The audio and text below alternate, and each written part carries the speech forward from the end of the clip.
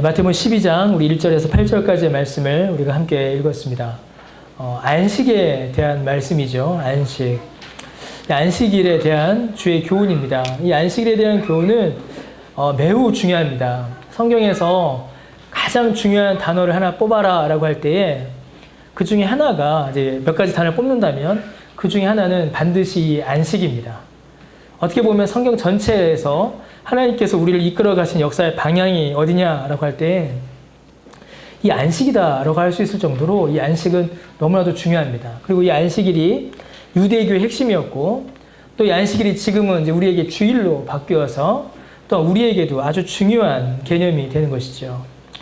그래서 오늘 이제 이 설교는 제 개인적으로는 아주 참 어렵고 또 저 개인적으로는 좀 복잡하고 많은 것들을 생각해야 하는 설교이고 본문입니다. 단순히 구약의 안식일이 어떤 의미인가만으로 그치는 것이 아니라 오늘날 지금 우리에게 주일, 일요일, 이 주일이 과연 어떤 의미인가를 함께 우리가 묶어서 생각해야 하기 때문에 그렇습니다. 제가 설교 중에 이제 안식일에 대해서 이렇게 계속 이야기할 터인데 그 안식일을 주일로 바꾸어서 들으셔도 사실은 전혀 무리가 없는 것이죠. 물론 안식일이 주일로 바뀌는 사이에 어떤 연속성도 있고 단절성도 분명히 있습니다. 그러나 그것이 하나님께서 정하신 날이요, 하나님께서 복 주신 날이요, 하나님께서 거룩하게 하신 날이다라는 측면에 있어서는 곧 주일이 안식일과 동일하다라고 해도 이제 무방합니다. 마태복음 11장의 마지막에서 주님은 수고하고 무거운 짐진 자들을, 그 모든 자들을 참된 안식으로 초청하십니다. 사람의 힘과 능력, 조건으로 얻을 수 있는 것이 아니요 오직 삼위일체 하나님의 그 은혜의 선물로서만 받을 수 있는 그 구원의 은혜, 그 영원한 안식으로 삼위일체 하나님이신 예수님께서 직접 그 백성을 이제 부르시는 것입니다. 참된 안식은 성부 하나님을 아는 것이며 오직 예수 그리스도만을 통하여 받을 수 있는 것이고 성령의 역사로만 가능한 것입니다. 삼위일체 하나님의 은혜라는 것이죠. 그 안식으로 주께서 우리를 초청하셨습니다.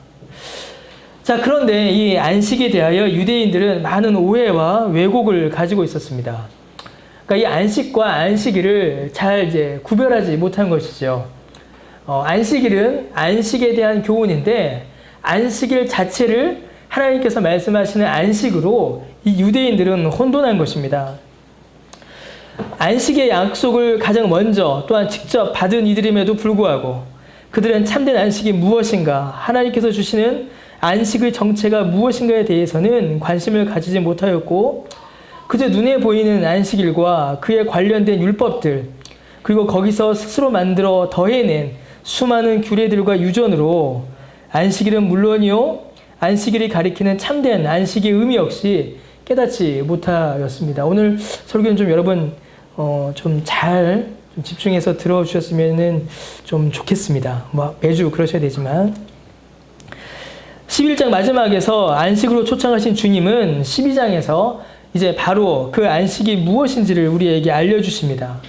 많은 왜곡과 많은 오해 속에 있는 그 유대인들의 잘못된 생각, 안식일에 대한 잘못된 생각을 교정하여 주시고 또 신자들에게는 참된 안식이 무엇인지, 안식일이 무엇을 의미하는지를 깨닫게 하여 주십니다. 그래서 제가 초두에 말씀드렸던 것처럼 주일로 이어지는 이 안식일의 성격, 안식일의 의미를 우리가 확인하는 것은 오늘 교회와 주일, 신자들의 믿음을 다시 한번 확인할 수 있는 과연 오늘 우리에게 주일이 어떤 의미인가, 어떤 날인가를 확인하는 매우 중요한 말씀이기도 합니다.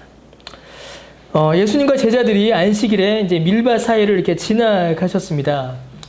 그 중에 제자들이 매우 시장했던 것으로 보입니다. 우리가 성경의 기록들 이렇게 몇 군데 보게 되면 예수님께서 제자들에게 식사를 이렇게 잘 챙겨주셨다라고 보기에는 사실 좀 어려워요. 제자들이 시장하고 배가 고픈 일들이 많았죠. 시장하였습니다. 밀밭을 지나가다가 이 제자들이 배가 고파서 그 이삭을 잘라 이게 제자들이 이렇게 먹었죠.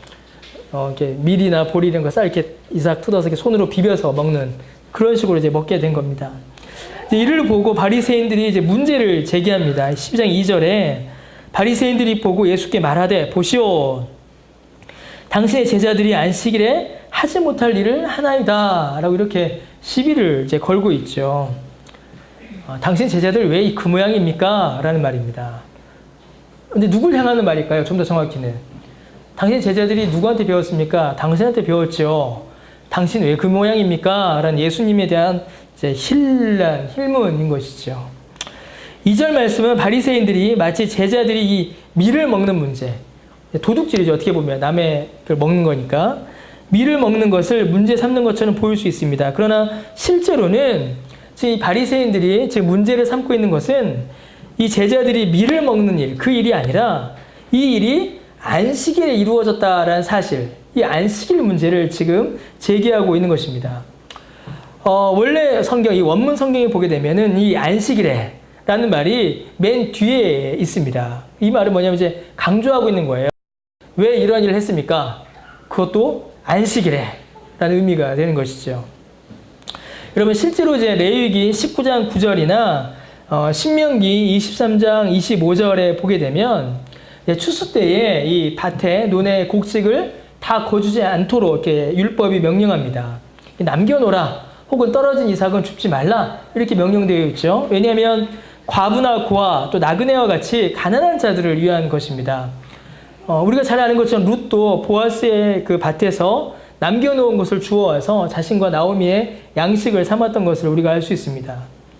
율법에 대한 내용을 잘 아는 바리새인들이 지금 제자들이 이 곡식을 먹는 일, 이 자체를 문제 삼은 것은 아닙니다.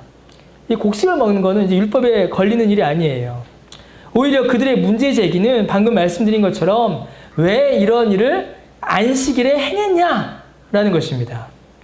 다른 날, 월, 화, 수, 목, 금, 그 다음에 주일, 이때 안식일은 토요일이니까요. 다른 6일에 이런 일을 했다면 아무 문제가 되지 않았을 수도 있습니다. 그냥 넘어갈 수도 있어요. 그러나 예수님을 비방하고 어떻게 해서든 걸어 넘어뜨리려고 하는 바리새인들에게는 이는 매우 좋은 시비거리가 되는 겁니다. 어찌하여 안식일에 이런 일을 하느냐? 안식일을 도대체 뭘로 하는 것이냐? 안식일에 대한 너희들의 생각이 틀렸다라고 지금 바리새인들이 시비를 거는 거예요. 바리새인들이 생각하는 이 안식일의 핵심은 모든 노동을 이제 금하는 것이었습니다. 실제로 구약 성경의 여러 곳에서 안식일에 모든 노동이 금지되었던 것을 볼 수 있습니다. 출애굽기에 보게 되면 많지요. 만나도 언제는 안 내려요? 안식일에는 내리지 않았죠. 그래서 안식일 전날 이틀치를 구해야 했습니다. 심지어 출애굽기의 안식일에 대한 율법들을 쭉 보게 되면 안식일에 노동을 한 자는 어떻게 해요? 사형에 처하기도 했습니다. 또 안식일에 일하는 것이 이제 느헤미야나 아모스 이런 데 보시게 되면 안식일에 일하는 것을 이제 이스라엘의 영적 타락의 상태를 나타내는 아주 중요한 지표로 쓰이기도 했습니다. 그래서 이스라엘 유대 사회에서는 이 안식일에 일하는 것을 아주 엄히 금했습니다. 아주 중요한 것이죠. 그러니까 율법만이 아니라 구약 성경의 역사를 잘 아는 이 바리새인들이 지금 아무 근거도 없이 밑도 끝도 없이 지금 예수님을 걸고 넘어지는 것이 아니라는 겁니다. 다 근거가 있는 거예요. 율법에 구약 성경의 역사에 안식일에 일하면 안 된다. 안식일에 노동을 하면 안 된다라는 근거를 지금 가지고 있는 겁니다. 이 금지명령, 안식일에 아무 일도 해서는 안 된다라는 이 금지명령은 이스라엘 사회에서 매우 엄격하게 지켜졌습니다. 실제로 이스라엘 사회에서 이 법은 매우 강력했죠. 어느 정도였냐면은, 이제 적이 쳐들어왔을 때, 이제 중간기, 그쵸, 그 신구약 중간기에 있었던 일인데, 전쟁이 터져서 이제 쳐들어옵니다, 적들이 쳐들어왔는데, 마침 이 적들이 언제 쳐들어온 거예요? 안식일에 쳐들어온 겁니다, 안식일에. 그럼 어떻게 돼요? 싸워야죠. 그런데 어떻게 합니까? 안식일이라고 전쟁을 하질 않아요. 안식일이라고 다 멈춰버립니다. 그래서 천여 명이 아이부터 노인까지 몰살당하는 일이 이스라엘 역사에는 남아있을 정도입니다. 그 정도로 이들은 엄격하게 지켰어요. 요즘도 마찬가지입니다. 요즘도 유대인들은 이 안식일 규례를 엄격히 지키는 사람들이 있습니다. 그래서 여러분 들으실 수도 있는데 미국에서 어떤 목사님이 엘리베이터를 타셨다라고 해요. 엘리베이터를 탔는데 어떤 백인 아주머니가 이렇게 가만히 계시더랍니다. 왜 그러시나 하고 자기 층을 누르고 갔대요. 일을 다 마치고 다시 내려가려고 엘리베이터를 탔는데 그 아주머니가 그냥 타고 계신 겁니다. 그래서 물어보셨답니다. 왜 당신 안 내리고 계속 타고 있습니까? 지금까지. 그러니까 왜 그래요? 나는 유대인이고 오늘은 안식일인데 이걸 누르면 뭐가 되는 거예요? 일이 되는 것이기 때문에 안 누르고 가만히 있었다. 그래서 이제 그분이 눌러줘서야 그분이 원하는 층에 내렸다라고 그래요. 그렇게 엄격하게 지킵니다, 여러분. 유대인들은 이것을 어떻게 보면 목숨을 걸고 유대인의 정체성을 설명하는 것으로서 그들은 매우 이 금지 명령을 지킨 것이에요. 어떻게 안식일에 이런 일을 할 수 있는가? 안식일에는 모든 노동이 금지되어 있는데 어떻게 당신의 제자들은 지금 안식일에 노동을 하여 이 율법과 조상들의 전통과 성경의 경고를 지금 어기고 있는가? 율법과 구약의 역사에 능통한 바리새인들이 보기에 예수님과 예수님의 제자들은 분명히 성경의 교훈에 어긋나는 잘못을 하고 있는 겁니다. 그러면서 어떻게 예수 당신은 자신을 가리켜 선생이다, 하나님의 아들이다라고 말할 수 있는가? 그 공격을 하고 있는 것이죠. 자, 그런데 이러한 유대인들의 안식일 규례는 이제 근본적인 오류, 근본적인 잘못을 가지고 있었습니다. 먼저는 이제 율법 자체, 이 성경 해석 자체에 대한 오류가 이제 오해가 그들에게 있었습니다. 출애굽기 20장 8절부터 20장 11절까지가 이 4계명, 안식일을 기억하여 거룩하게 지키라라는 말씀의 이제 본문이죠. 20장 8절, 출애굽기 20장 8절에 보시면 안식일을 기억하여 거룩하게 지키라. 9절에 엿새 동안은 힘써 내 모든 일을 행할 것이나 출애굽기 20장 10절에 일곱째 날은 네 하나님 여호와의 안식일인즉 이라고 이렇게 기록되어 있습니다. 그리고 그 이후에 너나 내 아들이나 내 딸이나 내 남종이 여종 가축이나 개이라도 아무 일도 하지 말라. 왜냐하면 그날에 내가 모든 것을 만들었고 쉬었기 때문이다. 이렇게 말씀이 쭉 이어지죠. 이 말씀의 본래의 의미를 잘 해석하게 되면은 하나님께서 안식일에 노동을 금하신 것은 단순히 일을 하지 말라라는 의미가 아닙니다. 단순히 이제 아무 일도 해서는 안 된다, 모든 노동을 그쳐라라는 의미가 아닌 거예요. 실제로 여러분, 사람이 아무 일도 하지 않고 하루를 보내는 것은 불가능합니다. 여기에 대해서 다시 또 살펴보겠습니다. 출애굽기에서 말하는 안식일에 일하지 말라, 하나님께서 십계명을 주실 때 너희는 아무 일도 하지 말라라고 하실 때 이 일하지 말라라는 말씀은 오히려 일 자체를 강조한다기보다는 그 날의 성격이 다른 날과는 다르다라는 것을 의미합니다. 이게 더 중요한 의미예요. 곧 20장 9절에는 뭐라고 하세요? 힘써 여섯째 날은 엿새 동안 힘써 내 모든 일을 행해라. 그 엿새는 누구의 날인 겁니까? 사람의 날인 겁니다. 사람의 날. 사람이 자기를 위하여 쓸 수 있는 날. 사람이 자기를 위하여 행하는 날. 그 날이 엿새인 것이죠. 근데 일곱째 날 안식일은 누구의 날이다? 여호와의 안식일이다. 여호와의 날이다 라고 말씀하십니다. 곧 일을 하고 안 하고의 문제가 아니라 이 안식일의 성격이 다른 날들과는 다르다라는 것을 말씀하시는 겁니다. 여기에서부터 일하지 말라라는 말이 나온다라는 것이죠. 6일은 자신을 위해 자기의 생업과 만족을 위해 살았다면 안식일은 그 날의 성격이 완전히 다르다라는 것입니다. 그래서 이 안식일은 하나님을 위하여 하나님의 안식을 향하기 위해 일을 멈추라라는 것입니다. 그러니까 어디에 있어요? 강조점이? 일을 하지 말라라는 데 강조점이 있는 것이 아니라 하나님을 향하라라는 데 강조점이 있는 겁니다. 왜 일을 하지 말아야 돼요? 하나님께 나아가기 위해서 일을 멈추는 겁니다.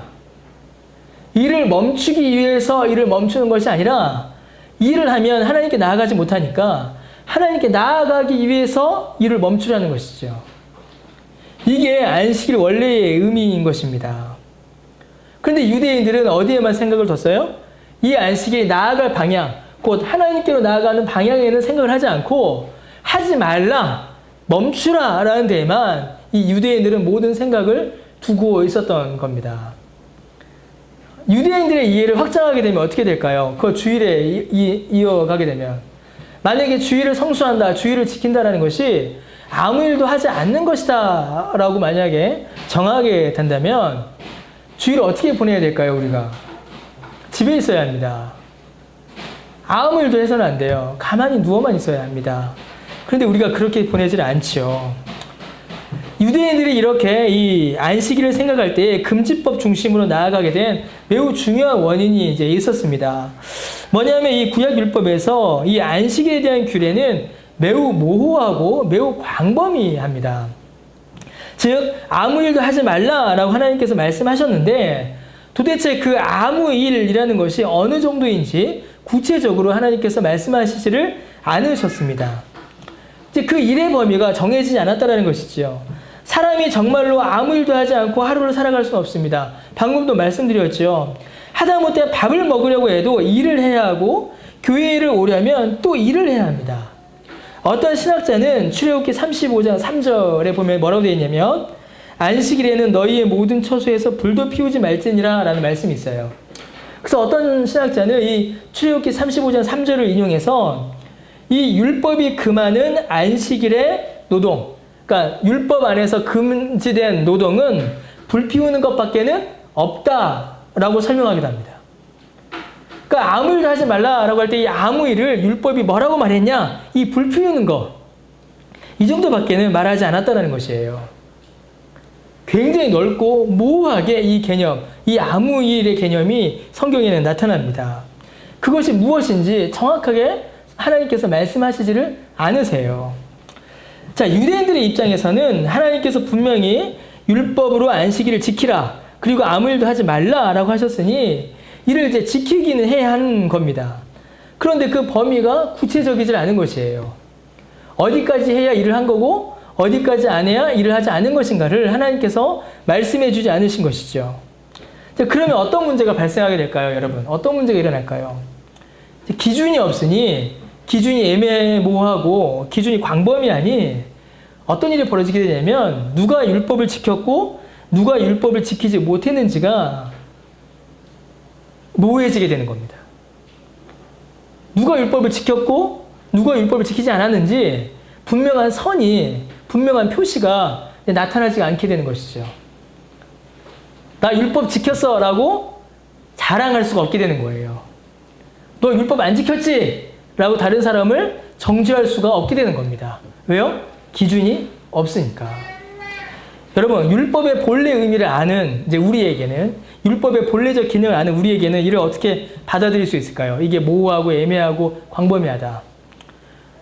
이걸 이제 광범위하게 적용하면 되는 것이죠. 어떻게 되겠어요? 모든 사람이 안식일을 참되이 지키지 못한다라는 결론으로 도달하게 됩니다. 그래서 이 율법 앞에 우리가 다 죄인인 게 드러나는 것이고, 그러니 이 죄를 용서받기 위하여 예수 그리스도의 구원의 은혜, 속죄의 은혜를 간구할 수밖에 없다라는 식으로 우리를 이끌어 가게 되는 것이죠. 모든 사람이 지키지 못하였고 율법이 이 죄를 지적하니 그리스도에게로 우리를 인도하는 그 율법의 기능을 우리가 여기에서 분명히 찾아볼 수가 있는 겁니다. 그러나 유대인들에게는 이것이 전혀 다른 문제였어요.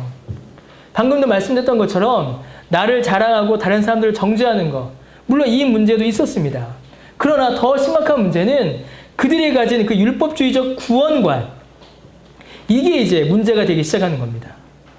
곧 율법을 지킴으로 구원받는다라는 이 생각 안에서는 이 모호한 개념, 이 모호한 기준이 통하지 않는 것입니다. 율법을 지켜야 구원받는다라는 율법적 구원관을, 율법주의적인 구원을 가지고 있는데 율법을 지켰다라는 사실을 확인받지 못하니 답답하게 되는 것이죠. 그래서 어떻게 했을까요? 그래서 유대인들이 선택한 것은 하나님을 도와드리는 것이었습니다. 하나님께서 바쁘셔서 혹은 실수로 놓치신 것 같은 그 율법의 구체적인 항목들을 그들이 고안하여 첨가했습니다. 이것을 가리켜서 장로의 유전이다라고 하죠. 이는 4계명만이 아닙니다. 4계명만이 아니라 모든 계명에 이러한 자신들이 고안해낸 율법들을 이제 첨가했습니다. 그렇게 바리새인들은 율법의 항목에 자신들이 만들어낸 항목을 첨가하여 이 율법이 가리키는 바를 매우 구체적이고 세부적으로 만들어냅니다. 제가 이제 신학교 1학년 때 어떤 기회가 있어서 유대인들이 아이들에게 가르치는 율법, 613가지의 이 항목이 있는데 그 율법의 항목들을 제가 이제 번역하는 기회가 있었습니다. 아주 기가 막힙니다. 자, 4계명, 노동하지 말라, 일하지 말라죠. 이것을 지키기 위해서 어떤 일들이 있을까요? 제가 좀 언뜻 생각나는 건 이제 아기를 안고 가는 겁니다. 아기를 안고 가는 거. 자, 아기랑 이제 교회를 갑니다. 유대인들이니까 회당에 가겠죠. 근데 이 아이가 두 발로 걸어가면은 같이 가도 일이 되지 않아요. 근데 만약에 이 아이를 안고 가면 어떻게 될까요? 짐을 나르는 게 되는 겁니다. 짐. 그러니까 이게 노동이 되는 거예요. 그래서 율법을 어떻게 한 거예요? 어기게 되는 것이죠. 뭐 10km까지는 가도 율법을 어기지 않은 게 되는 거고 10km에서 1m만 넘어가도 율법을 어기게 되는 게 되는 겁니다. 제가 정확히 기억은 안 나는데 전자레인지에 돌리는 거는 율법을 지킨 거고 가스 불을 이렇게 돌려서 켜게 되면 어떻게 돼요? 일하는 거잖아요. 그리고 가스가 올라오고 율법을 어기게 되고 이런 식으로 매우 세부적이고 매우 이렇게 구체적인 항목들을 만들어서 거기에 더하게 됩니다. 많은 금지 명령들을 이제 만들어내는 것이죠. 많은 금지 명령들을 만들어내서 이를 지키는 것으로 율법을 지켰다라고 스스로 판단하고 스스로 의롭다 여긴 것입니다. 지금 예수님을 공격하는 유대인들의 이 논리가 바로 이런 논리예요. 여러분, 유대인들은 금지 명령을 만들어냈습니다. 무엇을 하면 안 된다, 하면 안 된다, 하면 안 된다라는 금지 명령을 무수하게 만들어냈죠. 그러나 그들은 실제로는 무수히 많은 행하지 않음을 행함으로 스스로 의롭다 여기는 잘못을 범하게 된 것입니다. 바리새인들이 지금 예수님과 예수님의 제자들을 향하여 가하는 이 비난과 공격은 애초부터 잘못된 것입니다. 율법과 성경의 가르침에 전혀 부합하는 것이 아니며 그저 자신들이 만들어 놓은 규칙을 강요하는 것일 뿐입니다. 여러분, 이 안식일의 율법, 이 안식일은 단순히 일하지 않음, 무엇인가를 하지 않음으로 설명할 수 있는 문제가 아닙니다. 주일도 이제 마찬가지예요. 주일도 단지 무언가를 하지 않음, 무엇인가를 하지 않았다라는 것으로 이 주일을 잘 보냈다, 잘 지켰다라고 이렇게 말할 수 없습니다. 저는 이제 어렸을 때 고신 교단에서 자랐어요. 고신 교단은 이제 대한민국에 있는, 한국에 있는 많은 장로교 교단 중에 하나입니다. 그런데 매우 엄격한 교단이에요. 고신 교단은 매우 엄격합니다. 이제 율법주의적이다라는 묘론이 조금은 있었던 것 같아요. 저희는 고신교단에서 자라다 보니까 중고등부 때 고신교단에서 자라다 보니까 저희는 토요일 밤 12시까지만 공부했습니다. 토요일 밤 12시까지만. 딱 토요일 밤 12시까지만 공부했습니다. 토요일 밤 12시가 되면 어떻게 했을까요? 제가 딱 덮고 잤습니다. 주일에는 이제 공부하지 않았죠. 주일 밤 12시가 되면 그때 딱 일어나서 다시 이제 공부했습니다. 어떤 목사님은 토요일 밤 11시 반에 이제 뭐 샤워하고 목욕하시다가 면도를 하시는데 시계가 12시가 딱 됐답니다. 그래서 순간 고민하셨대요. 여기서 면도를 더 해야 할 것이냐? 아니면 면도를 멈춰야 할 것이냐? 오늘날도 그런 실수를 하는 분들이 많이 있습니다. 여러분, 에릭 리들이라고 있죠? 불의 전차 아시나요? 이번에 재개봉했죠, 영화. 보셨나요, 여러분? 그 주제가, 그 첫 장면이 얼마나 멋있습니까? 한번 꼭 보세요. 에릭 리들이라는 그 이제 스코틀랜드인가요? 영국인가요? 영국이나 스코틀랜드나? 그분들 되게 싫어하시던데, 하여튼, 예. 거기에 어떤 그 선수의 이야기죠. 어떤 선수가 육상 선수인데, 올림픽에 나가는데, 자기 주 종목이 경기가 있는 날이 무슨 날인 거예요? 아침? 주일인 겁니다. 그래서 이분이 어떻게 하셨어요? 나를 존중히 여기는 자를 존중히 여기고, 나를 경멸히 여기는 자를 경멸하리라. 그 사무엘상에 있는 말씀을 딱 읽고, 전투가 아니죠. 그 경주에 참여하지를 않죠. 포기합니다. 그러면서 어떻게 돼요?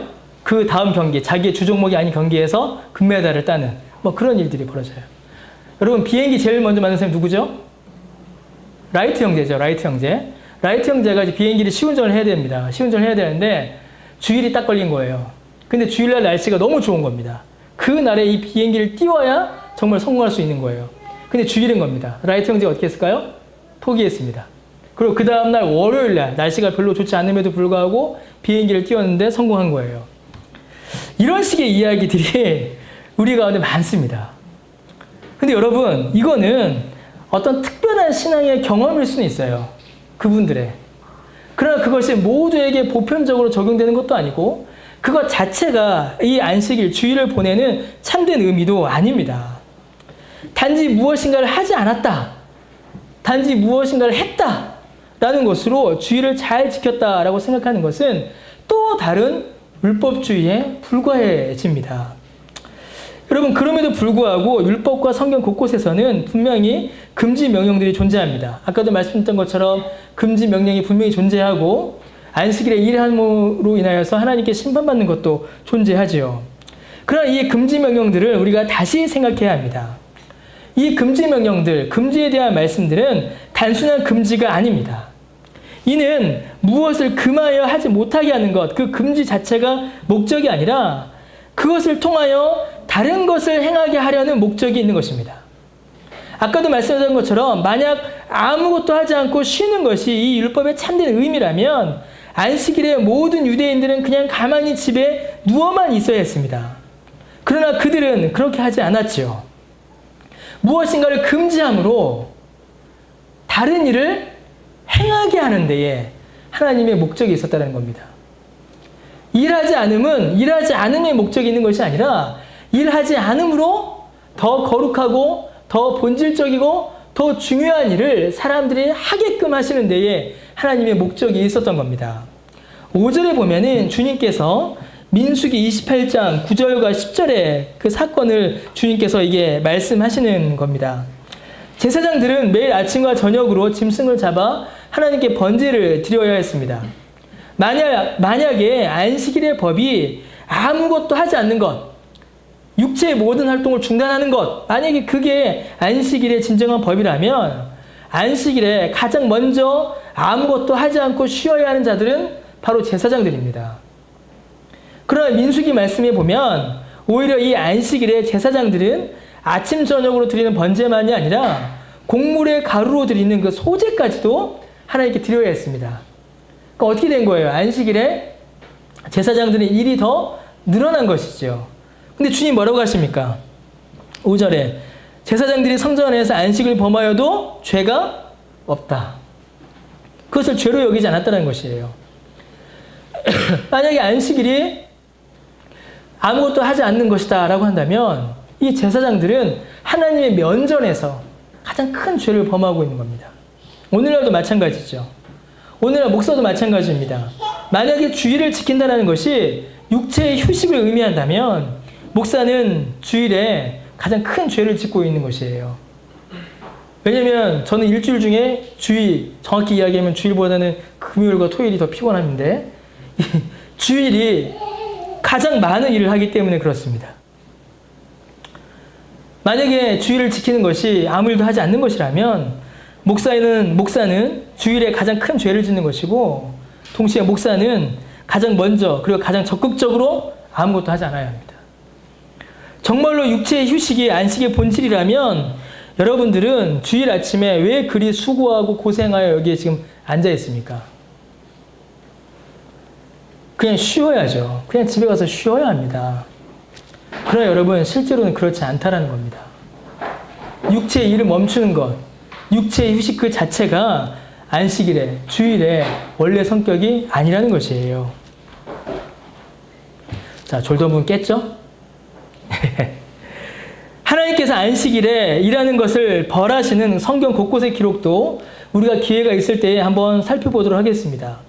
그러나 하나님께서 안식일에 일하는 것을 벌 주시고 안식일에 일하는 것을 정죄하신 것은 그 본질이 어디에 있냐면 왜 안식일에 일했냐라는 그 일했다는 것에 있지 않고 안식일에 해야 할 것을 하지 않았다는 데에 있었습니다. 하나님께서 말씀하신 안식일의 본질이 유대인들의 생각과는 다른 것이에요. 하나님께서는 노동, 일, 그것을 하고 하지 않고가 중요한 것이 아니라 더 본질적이고 더 중요하며 더 귀한 것을 위하여 우리에게 안식을 주시는 것입니다. 곧 사람에 관한 일, 사람에 관련한 일을 중단하고 하나님에 관한 일을 행하라. 하나님에 관련된 일을 경험하라. 라는 그 목적으로 이 안식일에 안식을 주시는 것입니다. 그저 육체의 휴식을 위하여 우리에게 안식을 주시는 것이 아닌 것입니다. 더 귀한 것, 이 더라고 하니까 비슷하게 생각하시면 안 됩니다. 완전히 다른 성격과 다른 차원의 귀하고 소중한 일을 하게 하시려고 그것을 경험하게 하시려고 하나님께서 우리에게 안식을 주신 것입니다. 여러분 그게 뭘까요? 그게 뭘까요? 더 귀하고 더 본질적이고 더 소중하고 더 중요한 것. 다른 모든 일들을 멈추고 우리가 해야 하는 더욱 귀하고 소중하고 아름다운 것.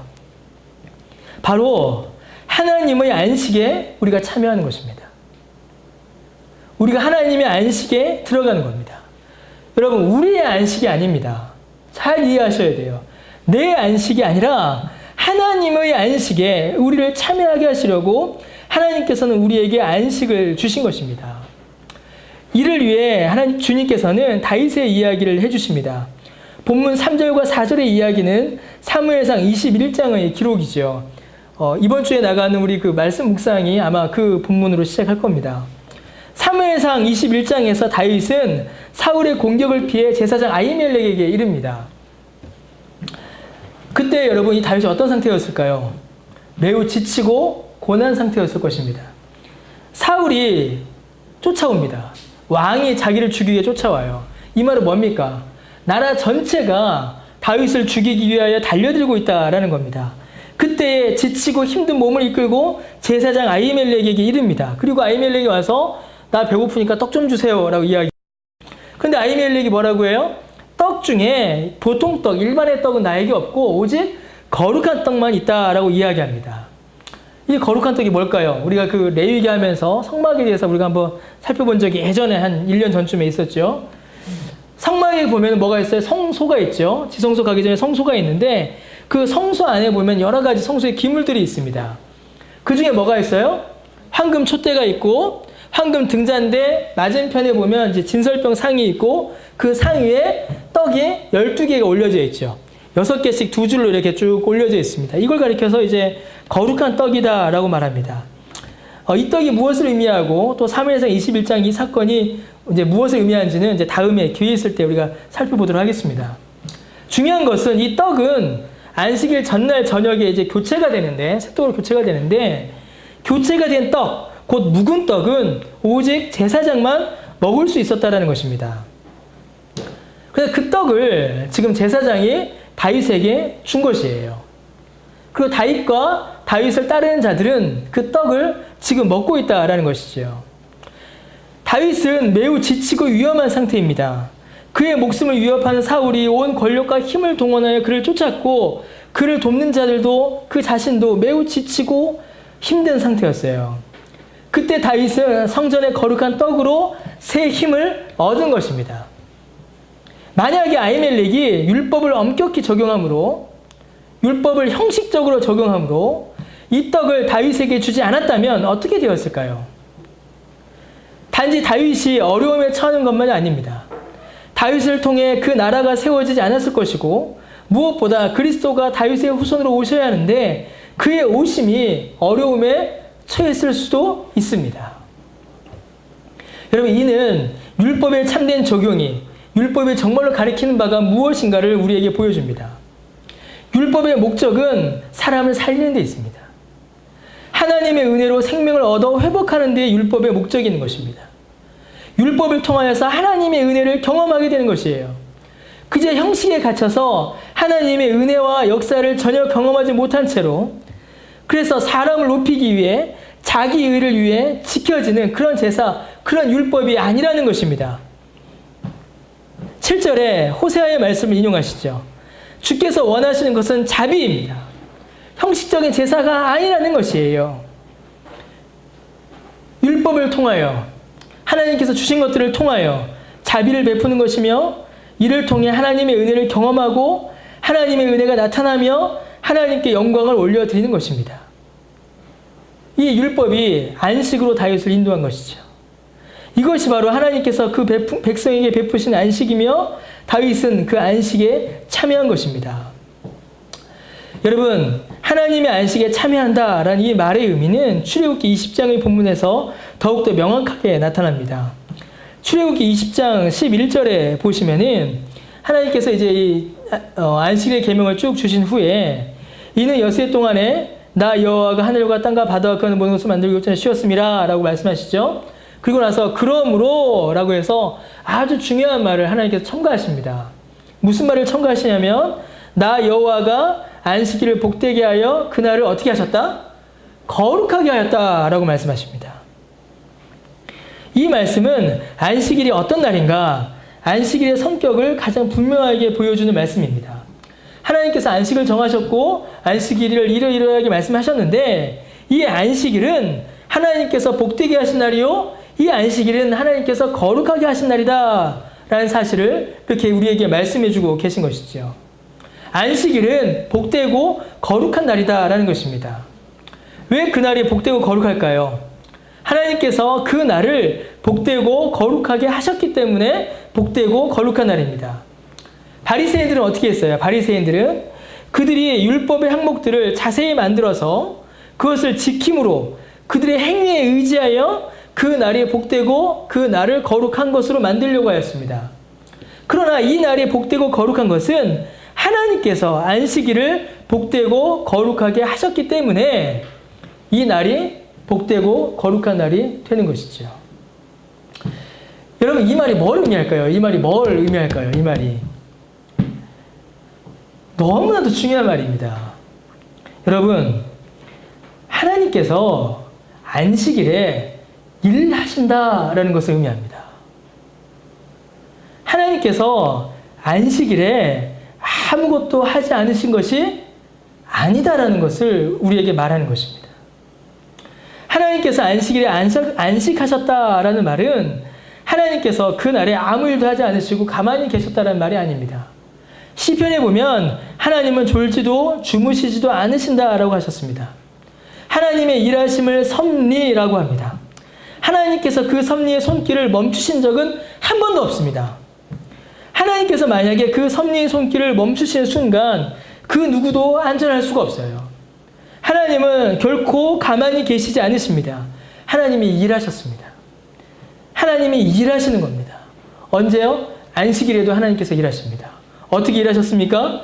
이 안식일을 복되게 하시고 이 안식일을 거룩하게 하심으로 이 안식일에 하나님께서 일하신 것입니다. 여러분 복되게 하다, 거룩하게 하다라고 할 때 이 보통 대상은 사람을 이제 대상으로 하죠.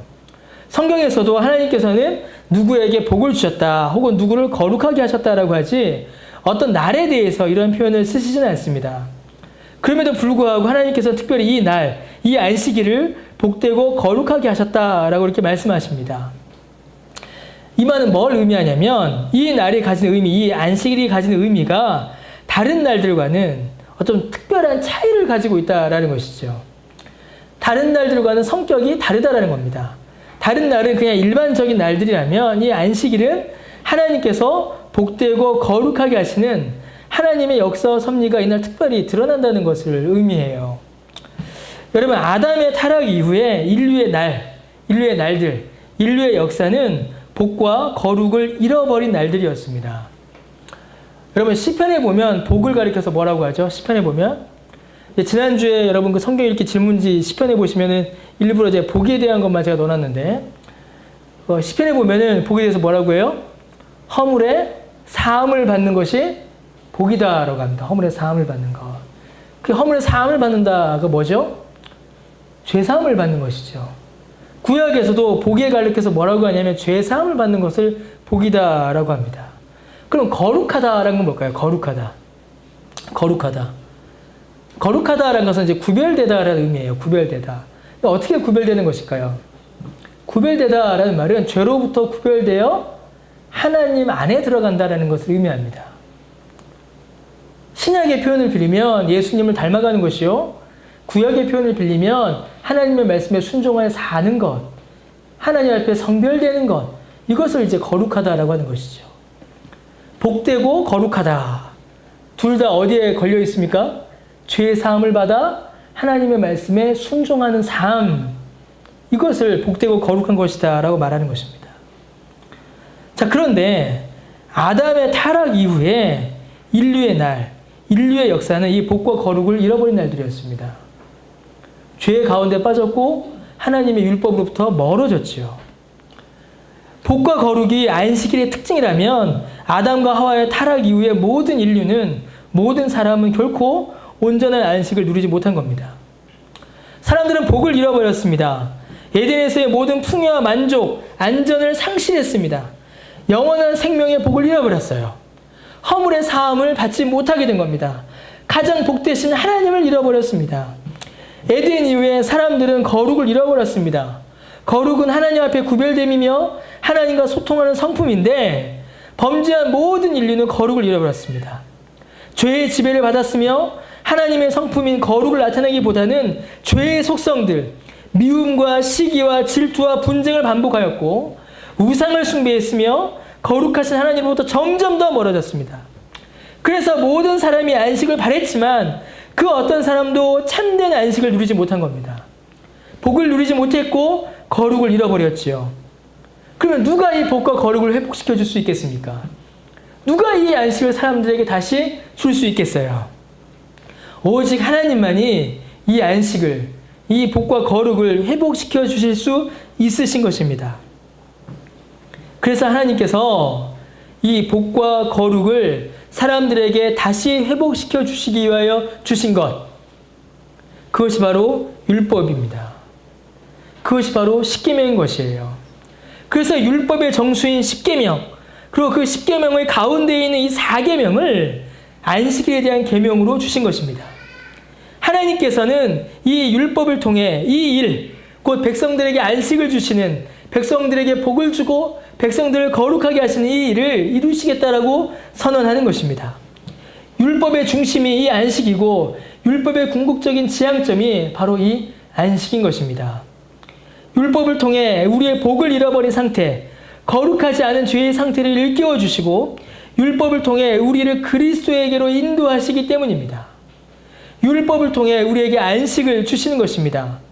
바로 그 그리스도 안에 참된 복과 참된 거룩이, 영원하고 완전한 안식이 바로 거기에 있기 때문입니다.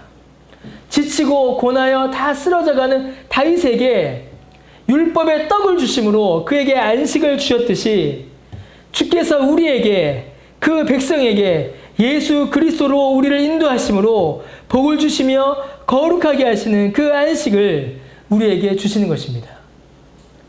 그 약속이 안식일을 통하여 드러난 겁니다. 여러분, 안식일은 하나님께서 그 백성을 위해 일하시리라 라는 하나님의 약속이자 약속의 증거입니다. 인이요 표인 것입니다. 하나님께서 그 백성에게 복을 주시며 그 백성을 거룩하게 하시겠다라는 하나님의 구원 역사의 선언이요 확증이요 약속인 것입니다. 수고하고 무거운 짐진 자들아 다 내게로 와서 쉬라 라는 주님의 그 말씀이 구약에서 어떻게 나타난 겁니까? 안식일을 복되게 하여 거룩하게 하였느니라 라는 말씀으로 나타난 것입니다. 하나님께서 이 안식일을 복되고 거룩하게 하심으로 이 안식으로 부름받은 모든 주의 백성들의 죄의 짐을 벗겨주시고 영원한 구원의 안식을 주시는 것입니다. 그냥 아무 일도 하지 않는 것, 율법을 잘 지켜서 항목들을 쪼개어서 무엇은 했고 무엇은 하지 않았다고 자기를 자랑하는 것이 아니라 우리를 복되게 하시고 우리를 거룩하게 하시는 하나님의 그 은혜의 안식으로 그 백성들을 불러 모으시는 것입니다. 그 부르심 앞에 응답하여 나아가는 것, 허물의 사함을 받고 거룩하게 하심의 은혜를 누리는 것, 그것이 바로 안식이요, 그것이 바로 복이라는 것이지요. 그것을 하나님께서는 안식을 통하여 사람들에게 약속하셨고 사람들에게 보여주신 것입니다. 그리고 그 교훈이 오늘 우리에게 주일로 주어진 겁니다. 여러분, 여러분에게 주일이 무슨 날입니까? 여러분에게 주일은 어떤 의미를 가집니까? 여러분, 주일이 쉬는 날입니까? 여러분, 일요일인가요, 주일이? 맞습니다. 주일은 쉬는 날이 맞아요. 그래서 여러분의 직장이, 여러분의 학교가 주일에, 일요일에 쉽니다. 그런데 그냥 쉬는 것 자체가 이 날의 본질이 아님을 기억하셔야 합니다. 만약에 쉬는 것 자체가 주일의 본질이다. 만약에 그렇게 생각하면 여러분 어떤 일이 벌어지는 줄 아세요? 아침에 등산 가는 거나 아침에 교회 가는 거나 똑같아집니다. 등산이나 수영과 같은 또 다른 취미 활동 중에 하나로 교회가, 신앙생활이 변질되고 마는 겁니다. 여러분, 만약에 주일에 쉬는 것 자체가 목적이라면 어떤 일이 여러분 벌어질 수 있겠습니까? 어떤 일이 벌어지겠어요? 여러분, 예수 믿는 경찰, 예수 믿는 군인, 예수 믿는 소방관, 예수 믿는 의사는 어떻게 되겠습니까? 예수 믿는 사람들은 모두 다 주일 당직, 일요일 당직에 빠져버리게 되면 회사는 또 어떻게 돌아가겠습니까? 정말로 피치 못할 사정으로 주일을 예배함으로 지키지 못하는 분들이 계세요. 제가 지금 여러분 주일을 가볍게 여기라는 말씀이 결코 아닙니다. 제가 정말로 여러분에 드리고 싶은 말씀은 주일의 본질이 그저 육체의 휴식이 있지 않다라는 것입니다. 그렇다면 여러분, 주일의 본질이 뭐겠습니까? 주일에 왜 쉬는 것이며 주일에 우리는 무엇을 해야 합니까? 아침에 어린이 설교 이렇게 했는데 왜 여러분 주일날 학교에 가지 않지요? 라고 질문하니까 이 설교의 결말이었는데 뭐라고 답을 했을까요? 주일에 학교에 가면 교회를 못 오기 때문입니다. 여러분, 이 말이 무슨 말씀인지 아시겠어요? 주일에 유치원에 가면 교회에 올 수 없기 때문이에요. 하나님께서 주일에 우리에게 쉬도록 하신 것은 그저 육체의 휴식을 취하기 위해서가 아니라 육체의 만족에 머물게 하시기 위함이 아니라 거룩한 곳으로 나아가게 하시기 위함입니다. 주일의 참된 의미는 내가 아무것도 하지 않았다라는 데 있는 것이 아니라 주일에 내가 무엇을 했느냐에 있습니다. 주일에 하나님을 찾았느냐, 주일에 하나님의 안식을 경험하였느냐, 주일에 하나님의 영광 가운데 있었느냐, 거기에 주일의 본질이 있는 겁니다. 여러분, 주일에 우리는 하나님의 일하심을 경험해야 합니다. 주일에 가장 열심히 일하시는 분이 누구겠습니까? 주일에 가장 열심히 일하시는 분, 삼위일체 하나님이십니다. 왜요? 주일에 성찬이 있으면 성찬 가운데 임하셔야죠. 각 교회마다 말씀으로 역사하셔야죠. 각 교회마다 성령으로 성도들의 마음에 힘을 불어넣으셔야 되죠. 주일에 가장 분주히 일하시는 분은 성령이십니다. 주일에 가장 분주히 일하시는 분은 하나님이세요. 여러분, 주일에 우리는 하나님의 일하심을 경험해야 합니다. 우리를 복되게 하시고 거룩하게 하시는 하나님의 구원 역사를 우리는 경험해야 합니다. 수고하고 무거운 짐진 자들의 모든 짐을 가볍게 하시며 영원하고 참된 안식으로 인도하시는 우리 주님의 그 구원의 은총을 우리는 경험해야 합니다. 상하고 지친 심령을 회복시키시며 주의 뜻대로 살아갈 마음과 힘을 주시는 성령의 역사를 우리는 경험해야 합니다. 삼위일체 하나님의 은혜를 경험하는 날이 주일입니다. 주일은 그런 날입니다. 주일은 하나님의 일하심을 경험하는 날이며 주일은 하나님께서 우리를 위하여 행하신 그 모든 일을 받는 날이며 인자가 온 것은 섬김을 받으려 함이 아니요 오히려 섬기려 함이라 라고 말씀하신 바로 그 예수 그리스도의 섬김을 받는 날이 주일입니다. 그 일을 위해 우리는 주일을 보내는 것입니다. 그것이 주일의 목적인 것입니다. 그냥 쉬는 날이 주일이 아닙니다. 쉬기 위해 있는 날이 주일이 아닙니다. 주일은 하나님의 은혜를 경험하는 날입니다. 여러분, 우리는 주일을 많이 잃어버렸습니다. 주일을 많이 우리는 상실했어요. 어떤 목사님이 참 이거 참 어려운 말인데 한국 교회가 본격적으로 붕괴된 시점이 언제냐? 라고 했을 때에 어떤 목사님이 뭐라고 하셨냐면 한국 교회가 본격적으로 붕괴된 시점은 이미 그 전부터 붕괴되고 있었지만 본격적으로 붕괴된 시점은 예배 시간 10분 일찍 오기 캠페인이 시작한 때부터다. 이렇게 말씀하셨습니다. 그 말을 듣고 모든 목사들이 무릎을 탁 쳤습니다. 정말. 우리의 믿음의 선배들에게는 사실 지각이라는 것이 없었어요. 구원과 영생의 은혜를 주시는 하나님을 만나는 일에 어떻게 지각을 할 수가 있었겠습니까? 우리의 믿음의 선배들, 믿음의 조상들에게 있어서는 그런 것들은 찾아보기 힘들었습니다. 미국에서 새로운 수제 버거가 강남역으로 들어왔죠. 예. 그 전날 밤부터 밤을 새더라고요. 몇 시간씩 기다려서. 새로운 핸드폰이 나와도 일찍 사려고 줄을 서고 밤을 셉니다. 참 이런 말 하기가 참 굉장히 자괴감이 들어요. 사실은 굉장히 힘들어요. 복음이 그것보다 못한가? 여러분들이 그렇게 생각하지 않을 겁니다. 참 아프게 오늘 들리실 수 있는데 여러분들이 그렇게 생각하는 게 아니에요. 그러나 그것과는 비교할 수조차 없는 하나님의 은혜를 받는 일에 우리가 어떻게 게을러질 수가 있겠습니까? 근데 이제 지각이 문제가 아니죠. 지각은 문제가 아닙니다, 이제는. 지각이라도 해서 오면 다행이에요. 지각이라도 해서 오면 감사합니다. 지각이라도 해서 오면은. 한국교회가 벌써 그 수준까지 떨어져 버린 겁니다. 저 어릴 때 예배 시간 늦으면 장로님들이 뒤에서 문 잠궈버렸습니다. 울면서 이를 갈며 집에 돌아갔죠. 제가 처음 전도사 사역할 때 하도 애들이 지각을 해서 문을 잠궈버렸어요. 예배실 문을. 중고등부 할 때인데 너희들은 중고등부 올 자격이 없다. 너희들 유초등부 내려가라. 그러면서 문을 확 잠궈버렸습니다. 제가 교회 개척하고 여러분 하도 지각이 많아서 제가 한번 재직회에서 진지하게 얘기했습니다. 예배 시간 되면 문을 잠굽시다. 교회 잘릴 뻔했습니다. 제가 그날. 여러분 지각이 일상화되어 버렸어요. 과연 그것이 주일을 바르게 보내는 것인가 싶습니다. 주일을 바르게 보내기 위해선 여러분 토요일을 경건하게 보내셔야 돼요. 토요일이 무너지는데 주일이 바르게 보내실 수 있겠습니까? 이제는 지각이 문제가 아니에요. 결석도 이제 쉬운 일이 되어버렸습니다. 결석도 쉬이 결석해요. 한국교회가 1부, 2부, 3부, 4부, 5부 예배들이 쭉 있죠. 쭉 있어요.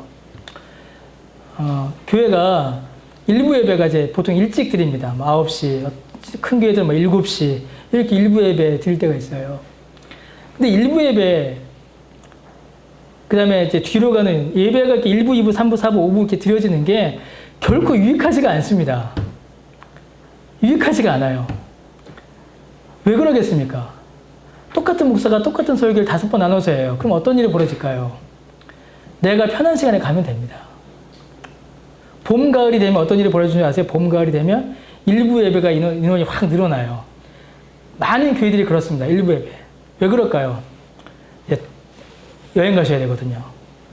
등산, 강으로, 산으로 가셔야 되거든요. 그래서 일부 예배 등산복 입고 오시는 분들이 확 늘어납니다. 청년들이 왜 오전에 지각할까요? 여러분들이 왜 우리가 이렇게 11시 예배가 힘들까요? 많은 교회가 청년들 예배가 오후에가 있어요. 오후에가 있습니다. 2시, 3시에. 자기 입에 맞는 시간에 익숙해지고 거기에 적응되면은 하나님께 예배하는 일도 내 입맛에 맞게 골라갑니다. 그게 우리를 과연 경건하게 하는 걸까요? 그게 우리의 경건에 무슨 유익이 됩니까? 그건 유익하지 않습니다. 그건 유익하지가 않아요. 주일이 일요일과 주일 사이에 아슬아슬 줄타기를 합니다. 하나님 앞에 예배하니 교회에 나오긴 하는데 내 만족, 내 쉼도 포기하지 못하는 것이죠. 불금과 불토를 포기하지 못하니 주일이 무너집니다. 그런데도 교회는 가야 하니 예배 시간이 늦춰지게 되죠. 여러분 이거는 주일을 바르게 보내는 게 아닙니다. 또 다른 모습도 예전에 있었어요. 또 다른 모습. 제 반대의 모습인데 주일에 안식을 완전히 잃어버린 분도 있었어요. 완전히 반대죠. 오히려 주일 하루 종일 아침부터 막 밤늦게까지 하루 종일 일하고 고생해서 주일 저녁이 되면 완전히 탈진하고 지쳐 쓰러지는 그런 일들도 예전에는 있었습니다. 요즘도 이제 가끔 있어요. 그런데 예전에는 그런 청년들, 그런 사람들 이제 많았죠. 새벽 기도부터 시작해서 주일학교 교사부터 해서 막 해서 예전에 거의 다 교회들이 저녁 예배였죠.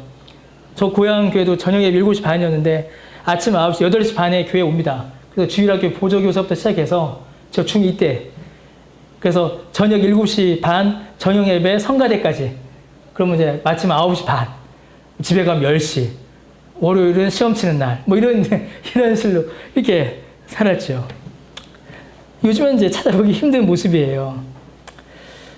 그렇게 안식을 잃어버려서 주일날 완전 탈진해버리는 이제 그런 일들도 일어나 버립니다. 둘 다 안식, 주일을 온전히 보내는 모습이라고 할 수 없어요. 왜 이런 일들이 일어날까요? 왜냐하면 주일의 주인이 뒤바뀌었기 때문입니다. 주일의 주인이 누구인가 이 사실을 놓치기 때문이죠.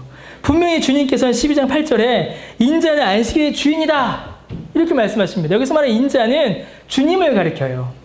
여러분, 주일의 주인은 내가 아니라 주님이십니다. 여러분, 주일에 나의 휴식, 나의 안식, 나의 일을 구하지 마십시오. 여러분, 주일은 나의 안식이 아니라 하나님의 안식을 누리는 날입니다. 하나님의 안식 가운데로 들어가는 날입니다. 여러분, 주일은 나의 일을 하는 날이 아니라 하나님의 일이 이루어지는, 하나님께서 일하시는 날입니다. 주일은 나의 만족이 아니라 하나님의 은총이 드러나는 날입니다. 주일은 하나님의 영광이 드러나는 날이지 나의 이름이 드러나는 날이 아닙니다. 주일은 주님의 날입니다. 주께서 역사하시는 날이며 주께서 은혜를 내리시는 날이며 주께서 복을 주시고 거룩하게 하시는 날입니다. 여러분, 이 날을 복되고 거룩하게 보내시길 바랍니다. 그래서 주일 저녁이 되었을 때에 주께서 주시는 복과 거룩함으로 새 힘을 얻어 월요일이 되며 그 힘과 은혜로 다시 세상으로 나아가시길 바랍니다. 여러분, 주일에 복과 거룩을 누리지 못하면 평일에 세상을 살아갈 힘을 잃어버리게 됩니다. 평일에 거룩과 경건을 경험하지 못하면 주일이 외식이 되거나 형식으로 그치고 맙니다. 여러분, 주일과 평일은 맞물려서 돌아갑니다. 그러나 그렇다 해도 그 첫 시작은 주일입니다. 주일이에요. 하나님을 뵙고 그 은혜를 받아 누림으로 우리가 힘을 얻게 되는 겁니다. 여러분, 주일을 누리시기 바랍니다. 여러분, 주일은 짐이 아닙니다. 주님께서 뭐라고 하셨어요? 내 짐은 쉽고 내 멍에는 가볍다라고 하셨습니다. 쉽고 가벼운 게 주일입니다. 주일, 주께서 교회를 통해서 주시는 그 은혜들, 그 복을, 그 거룩하게 하심을 여러분들 누리시기를 바랍니다. 그러면 여러분, 주일을 어떻게 보내야 할까요? 구체적으로 주일을 어떻게 보내야 할까요? 그거는 이제 여러분들 나중에 식사하시고 소그룹 모임에서 한번 나누어 보시길 바랍니다. 하이델베르크 우리문답을 여러분들 오늘 소모임 때, 소그룹 모임 때 읽으실 텐데 그걸 보시면서 과연 그렇다면 주일을 어떻게 보내야 하는가에 대해서 한번 나누어 보시길 부탁드립니다. 대신에 하나 읽고 이제 오늘 말씀을 좀 마무리하려고 합니다. 헌법에 있는 것인데 웨스터민스터 신앙고백서 안에 있는 예배 모범입니다. 웨스터민스터 신앙고백서 안에 있는 이 웨스터민스터 예배 모범은 우리가 하나님 앞에 어떻게 예배할 것인가, 어떻게 예배 드려야 하는 것인가에 대한 매우 중요한 교훈이고 매우 중요한 규칙입니다. 여러분들 다들 정회원 서약하셨죠?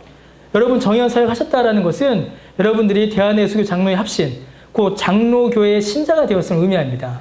이 말이 뭐냐면 예배 모범을 따르겠다라는 고백인 것이에요. 그럼 예배 모범에 뭐라고 되어 있는가? 제1장 주일을 거룩히 지킬 것 읽겠습니다. 1. 주일을 기억하는 것은 사람의 당연한 의무이니 예수 동안 육신의 모든 사업을 계획성 있게 경영하므로 성경에 가르친 바 주일을 거룩히 하며 구애가 없게 할 것이다. 2. 주일에 사용될 식품과 기타 필요로 하는 것도 그 전에 미리 준비하고 이 날에는 가족이나 고용인으로 하여금 공동 예배에 참석하는 일과 주일을 거룩히 하며 구애가 되지 않도록 배려함이 옳다. 3. 주일 아침에는 개인으로나 가정적으로 자기와 다른 사람을 위하여 기도하되 특히 지교회 목사의 말씀 사역이 은혜로운 봉사가 되기 위하여 기도하고 공동 예배 행사에 하나님과 교통하는 은혜가 임하기 위해 기도할 것이다. 4. 경건한 태도로 공동 예배를 마친 후에 이날 남은 시간은 신령한 일과 사랑을 행하는 데 사용할 수 있으니 곧 묵상 기도와 성경 읽기와 성경 문답과 신학 문제의 상담과 찬송함과 병자를 방문함과 구제함과 전도함이다. 5. 이날에는 종일토록 거룩히 안식하고 다만 부득이한 일이나 자비를 베푸는 일을 할 수 있다. 그러나 영리를 위한 일이나 육신의 쾌락은 패할 것이다. 이렇게 예배 모범에 기록되어 있습니다. 이 항목들을 우리가 다 지키는 것은 불가능할 것이에요. 저도 얼마나 잘 지키고 있는가 읽으면서도 따끔따끔 찔립니다. 그러나 우리가 주일을 보내는 그 방향성만큼은 잃어버려서는 안 됩니다. 주일에 하나님의 은혜를 경험함으로 누리는 그 복, 그걸 놓치지 마시고 누리시는 우리 모든 열매 맺는 교회 성도들 되시기를 바랍니다. 기도하겠습니다.